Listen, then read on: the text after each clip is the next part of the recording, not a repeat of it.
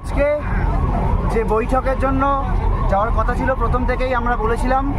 যে দ্বিপাক্ষিক একটা মিনিটস নিয়ে একটা আলোচনা হবে। আমরা গিয়েছিলাম সেখানে, আজকে দীর্ঘক্ষণ একটা আলোচনা হয় এবং